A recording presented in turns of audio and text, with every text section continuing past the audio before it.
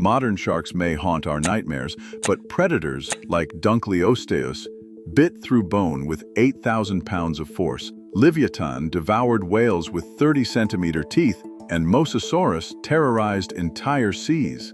Compared to this prehistoric ocean, today's waters are a safe haven. Here is why ancient seas were true nightmare fuel, and how the monsters that once ruled them make anything alive today look harmless. In the Devonian seas, nearly 400 million years ago, the first true monster emerged from black shale. Dunkleosteus was a living tank, armored from skull to thorax in interlocking bone plates, with a head as hard as steel and a body stretching up to 10 meters long. Instead of teeth, it wielded sharpened jaw blades, bone edges honed to a killing edge, ready to shear through flesh, armor, and bone. This was no slow brute. Inside that skull, a 4-bar linkage system, an ancient engineering marvel, let Dunkleosteus snap its jaws open and slam them shut with terrifying speed. When it bit down, it unleashed a force measured in tons.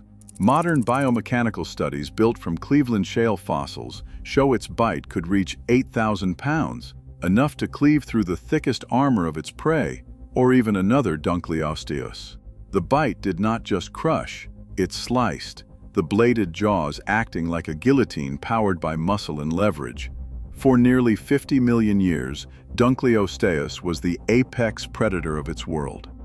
Its fossilized skulls pulled from the Cleveland Museum vault still bear the scars of ancient combat, gouges and splinters from battles with armored fish and rivals of its own kind. Every jawbone, every crushed plate, is a record of a time when the ocean's top killer was not a shark, but a fish built like a war machine. The age of nightmare predators began with bone, blade, and a bite that could end anything in its path. In the Miocene seas, a new terror rose from the depths, a predator that made even the great white shark look like prey. Leviathan melvillei was a whale that hunted whales. Its skull alone stretched nearly 3 meters, armed with teeth the length of a butcher's knife. Each conical tooth, rooted deep in both upper and lower jaws, measured up to 30 centimeters, twice as long as the largest orca tooth and the largest biting teeth ever found in any animal, living or extinct. When paleontologists unearthed the holotype in Peru's Pisco Formation, they found a jaw built for violence. Unlike modern sperm whales, which rely on suction and have vestigial upper teeth, Leviathan's jaws were packed with functional weapons, thick, sharp, and worn flat at the tips from grinding into bone. Its estimated length reached 17 meters, rivaling a city bus in size. And its bite was designed not for filter feeding, but for rending flesh and crushing bone. Leviathan was not content to rule alone. The same fossil beds hold the teeth of Otodus megalodon, the giant shark that haunted the same waters. Both hunted the largest prey available, other whales, and likely competed for the same kills. The Pisco research team, led by Olivier Lamberton, named their find after the biblical sea monster, but an emergency renaming was needed when they learned Leviathan was already claimed by a mammoth. The final name, Leviathan melvillei, honors both ancient myth and the author of Moby Dick. No other mammal has ever matched Leviathan's arsenal. In the Miocene, the apex predator's throne passed from armored fish to a whale with a mouthful of daggers, and the ocean ran red with the blood of giants. Beneath the waves of the late Cretaceous, the Mosasaurus patrolled as the ocean's undisputed reptilian overlord. This was no dinosaur, but a colossal lizard, up to 15 meters long, with a skull built for violence and a body as long as a city bus.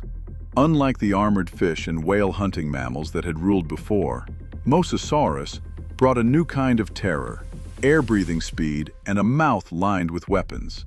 Its jaws held not just one row of teeth, but a double row. On the roof of its mouth, a hidden battery of pterygoid teeth formed a secondary trap. Anything unlucky enough to be caught by the main teeth was dragged backward by the palatal row, deeper and deeper, until escape was impossible. Fossils from the Maastricht limestone in the Netherlands preserve these double rows in chilling detail, each tooth still sharp, each socket a reminder of this reptile's grip on life and death. Gut contents and bite-marked bones tell the rest of the story. Mosasaurus swallowed sharks whole, tore seabirds from the air, and even feasted on its own kind. Its remains turn up on every continent that once bordered the ancient seas, proof of a predator that conquered the world's coastlines. For nearly 20 million years, nothing in the water was safe. The only thing more terrifying than its size was its hunger, and the double row of teeth that made every kill a one-way journey into darkness. A century of scientific confusion began with a fossil spiral, dozens of teeth coiled like a buzzsaw, dug from Idaho's ancient seabeds. For decades, no one could say exactly where this weapon belonged.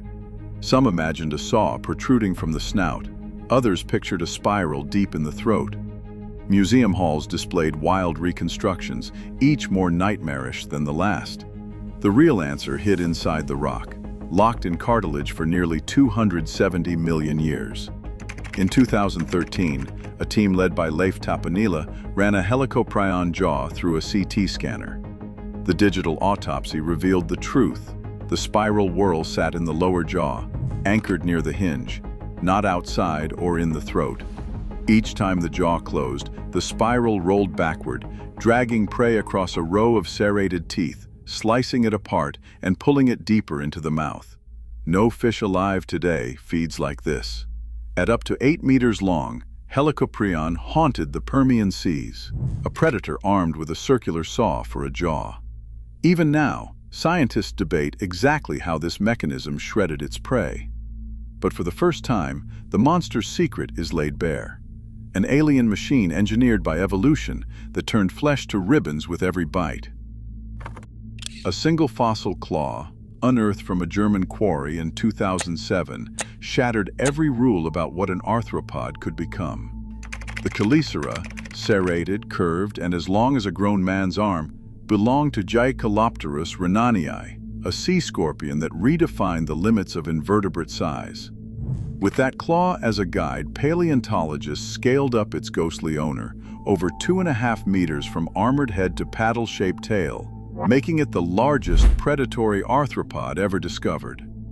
In life, Gycalopterus prowled the murky deltas and brackish shallows of the early Devonian, hunting any creature small enough to fit between its pincers. Its claws were not just for show. Rows of interlocking teeth lined the inner edge, designed to seize, puncture, and slice through prey with a force that rivaled the bite of some small crocodiles.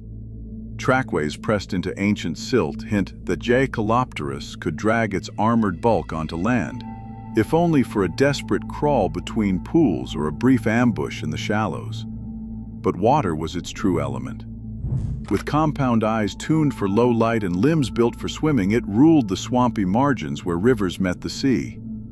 Every fossilized claw is a warning. The Devonian's deadliest hunter didn't have bones, but armor and blades, and it could look a human straight in the eye before pulling them under. In the early Cretaceous, the waters off what is now Queensland, Australia, hid a predator that seemed almost engineered for brute force. Kronosaurus queenslandicus was a pliosaur with a body stretching up to 11 meters, but it was the skull that drew every eye. A 2-meter skull of bone, muscle, and violence, built to anchor jaws studded with teeth nearly 28 centimeters long. Each conical fang was thick as a forearm, set in a jaw that could open wide enough to swallow a human whole. When Harvard's Museum of Comparative Zoology mounted their famous skeleton in the 1950s, curators packed the vertebral column with extra plaster, stretching the beast to nearly 13 meters. Later, paleontologists cut it back, because bones do not lie, and the real Kronosaurus was shorter but even more formidable. Fossils from Queensland show a barrel-chested body and 4 flippers, built for sudden, explosive speed. This was not a pursuit hunter. Kronosaurus waited, then lunged from the gloom, jaws snapping shut with a force that could shatter bone and shell. Ammonites, marine reptiles, even other pliosaurs, all fell to the ambush of a skull that was pure predatory excess.